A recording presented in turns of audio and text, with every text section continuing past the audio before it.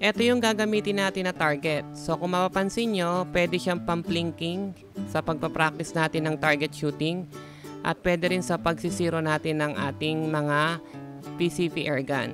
So i-attach ko yung file nito para ma-download nyo. Pwede nyo rin i-print sa inyong printer para hindi na kayo bumibili ng target. So i-attach na natin siya doon sa pwesto. Ang target natin is 25 meters. So, ito yung aking PCP airgun. Ito yung mga gagamitin natin. Ito yung pamihit natin para matanggal tong buttstock. So, nabili ko lang to sa Shopee. Ang halaga nito nasa 400 to 500. Ito yung ating gagamitin na bala. GSB na 18.13 grains at GSB Strato na 25.6 grains. So, bago natin siya i-zero, test muna natin kung ilang FTS yung airgun natin. So, 925 yung FTS niya. Ngayon naman ay i-tune natin yung ating PCP airgun spring doon sa 18.13 grains natin na GSB. So, pipihitin natin tong spring niya para ma-tune natin siya ng tama doon sa ating bala. So, kung mapapansin nyo, meron akong marking sa kaliwa at saka sa kanan ng pentel. Iyan yung pinaka-safe zone para mag-one hole siya sa GSB.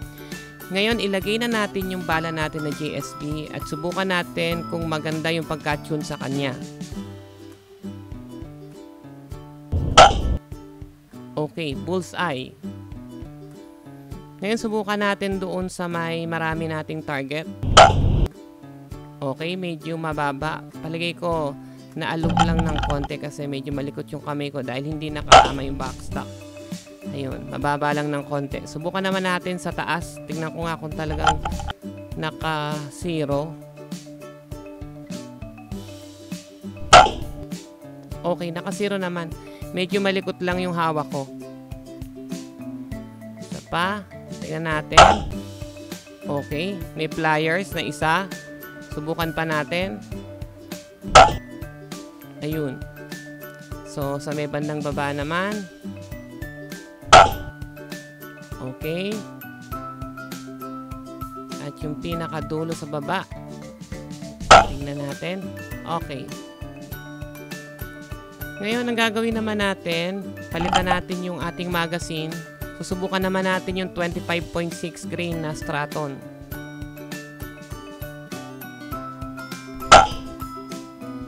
Okay, yung tama niya sa bandang baba. Isa pa, tingnan natin kung iisa yung pwesto. Ayun, nasa kanan. So, tingnan natin kung alin sa dalawa yung pliers na bala. Okay, yung nasa kaliwa. So, subukan natin ngayon sa target natin. Okay. Ganda niya rin palang tumama.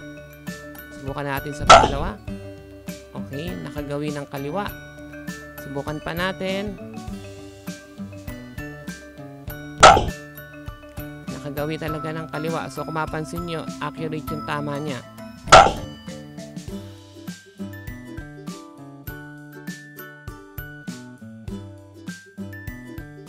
Ayun, gumawi ng konting kanan.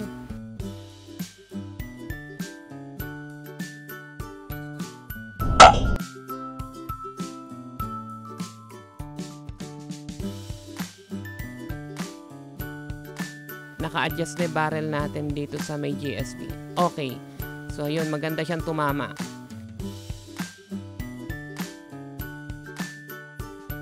Hindi pa siya nakatune sa GSB na 25.6. So, ibabalik ko na siya. Nakatune lang siya sa 18.13. Pero maganda rin siyang tumama sa ating 25.6 na Straton. So, higpitan na natin. Ilock na natin yung buttstock natin.